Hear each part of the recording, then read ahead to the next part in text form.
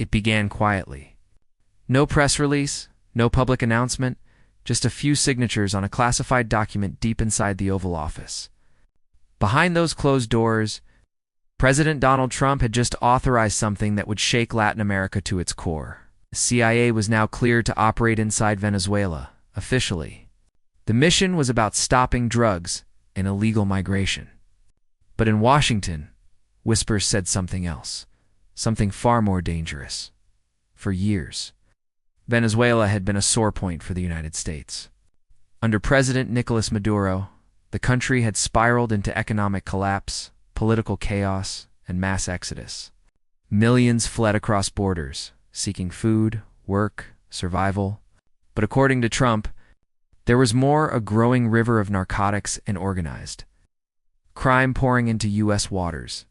"We have a lot of drugs coming in from Venezuela," Trump told reporters in the Oval Office, "and we're going to stop them by sea and by land."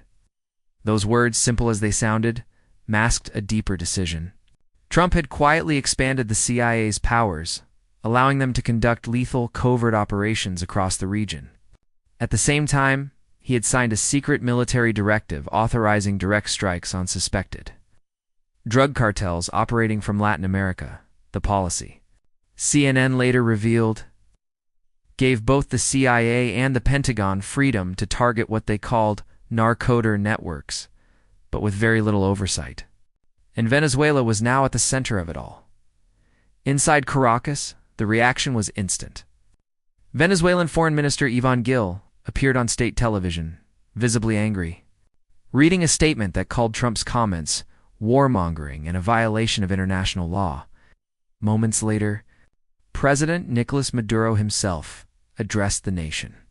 "We reject the discriminatory and xenophobic words coming from the White House," he said. "Venezuelans are not criminals. We've already eradicated criminal groups like the so-called Tierra de Aragua. What the United States is doing is aggression." On state TV, Maduro sent a message directly to the American people: not war. Yes, peace. But peace was the last thing on anyone's mind, just a day before those comments. U.S. forces had struck again, this time a small boat off the coast of Venezuela. American officials claimed it was carrying drugs. 6 people were killed. It was the 5th strike in just 2 months. No evidence was publicly released. No photos, no names. But inside the Pentagon, sources said a classified legal opinion now justified lethal action against anyone even suspected of drug trafficking. And the list of targets was growing, reporters pressed. Trump on why he didn't just use the Coast Guard as previous administrations had done. He leaned back in his chair and replied, "We've been doing that for 30 years. It never worked. This time, we're not doing it the politically correct way." In Congress, reactions were split and fiery. Democratic Senator Peter Welch accused Trump of overstepping the Constitution. "We've asked, what's the legal basis for this?" He told CNN. No answer. "The president is making life-and-death decisions alone.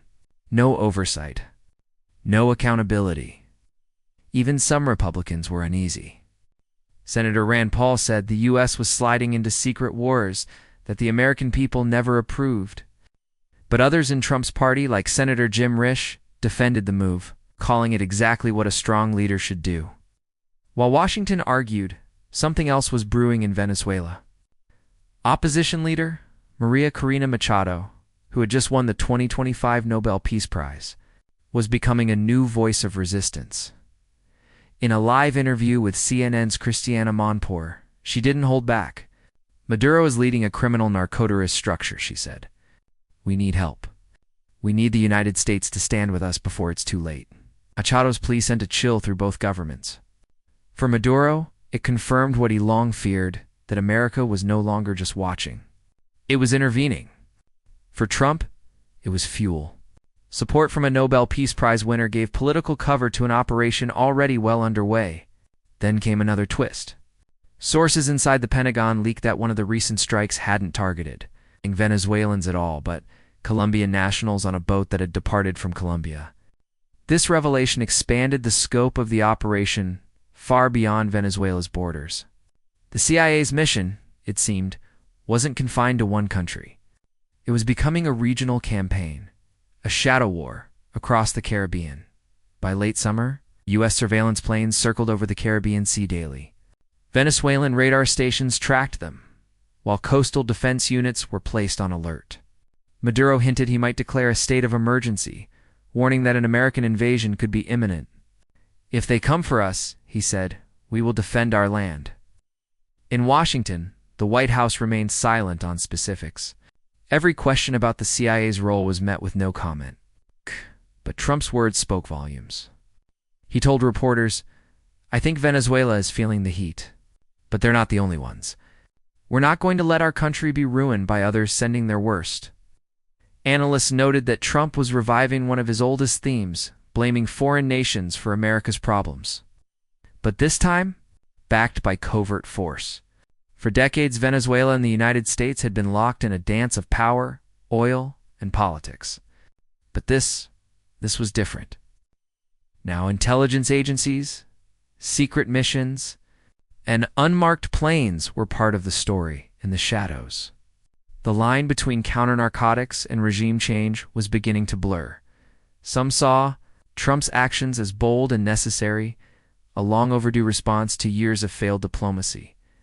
Others saw them as reckless, dangerous, and illegal. But one thing was certain: the CIA was back in Latin America, and this time, its orders came straight from the top. Pause, low heartbeat sound effect. As the Caribbean sun set over the Venezuelan coast, a quiet unease spread through both nations. Boats still crossed the water, but no one knew which ones were being watched. Some carried fishermen, others, perhaps informants, and above them, high in the clouds, American drones traced invisible lines in the sky, marking a new era of covert conflict. The world waited. Would this be just another war on drugs? Or the opening chapter of something much bigger, something history might one day call the Venezuelan Shadow War? Only time will tell.